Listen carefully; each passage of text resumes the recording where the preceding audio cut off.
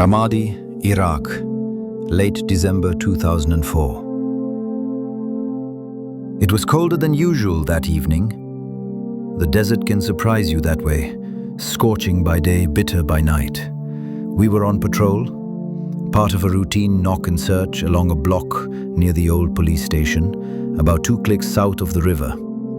Our platoon had been operating out of OPI for weeks, running patrols through sectors that changed hands more often than we changed socks.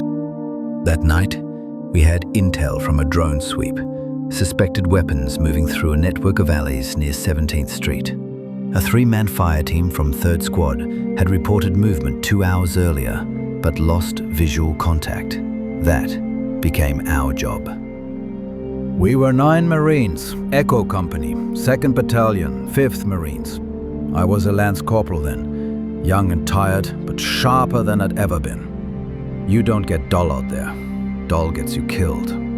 Our team leader, Staff Sergeant James Renner, was leading the stack. Right behind him was Doc Hernandez, our corpsman, then me, and behind me, Private First Class Mitch Delaney, barely 20, wiry frame, always carried more mags than anyone else.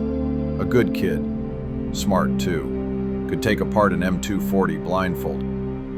We had just reached a metal gate leading into a walled courtyard. One of those L-shaped compounds common in Ramadi, concrete walls about 7 feet high, steel-reinforced doors, sometimes reinforced with sandbags on the inside. We took a knee outside the gate while Renner ran through the plan. Standard entry, single file, check corners, secure the compound. Easy on paper. And everything changed. The gate was halfway open. That should have been a red flag, but adrenaline makes you stupid sometimes. As soon as Renner touched the handle to swing it wider, hell broke loose. Gunfire erupted from our 10 o'clock. Heavy caliber. Probably a PKM, though it could have been a Dishka. We didn't have time to think. The rounds came from a dark alley that had been quiet just seconds before. They'd been watching us. Renner was moaning, barely. I dropped next to him, flipped him over. His eyes were wide, unfocused, the edges of his mouth twitching. Blood was already seeping through the back of his camis. I yanked my K-bar free and started cutting through his vest straps. Couldn't get the quick release to work. His body was tensed up like steel cable. The nylon wouldn't budge, so I sliced clean through. Doc was still under fire and couldn't get to us. It was just me. Then something weird happened.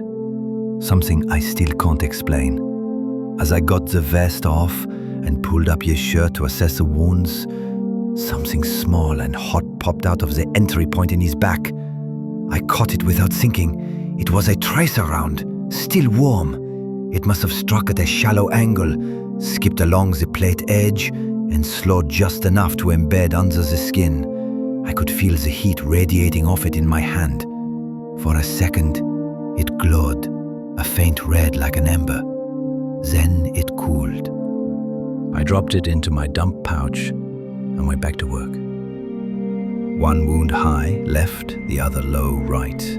I packed both with quick clot, slapped a pressure dressing on, and started dragging him behind a concrete trough where a goat had probably once lived. Delaney and Price laid down suppressive fire. We were pinned hard, but our comms guy, Corporal Brooks, managed to call in a danger-close fire mission. The 81mm mortars from the fob answered like thunder. 2 airbursts over the alley shut everything down in seconds. Silence. It's never actual silence, it's ringing. Your ears scream because your brain doesn't know how else to cope.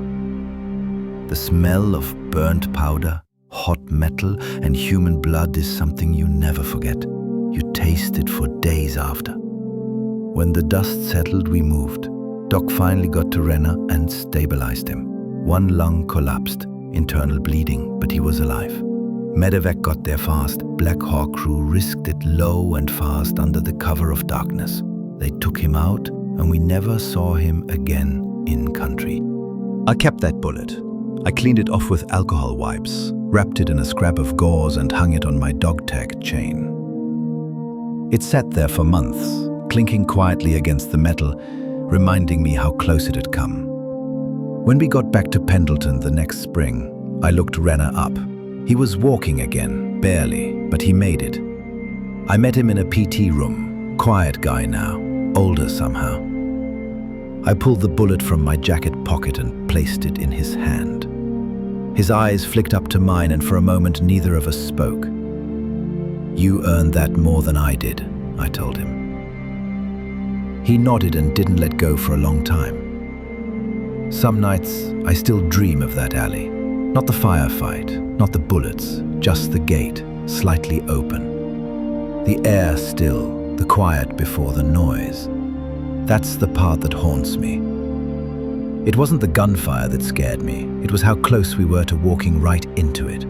If you like watching these type of scary stories, subscribe to the channel and hit the bell icon for more freshly new content.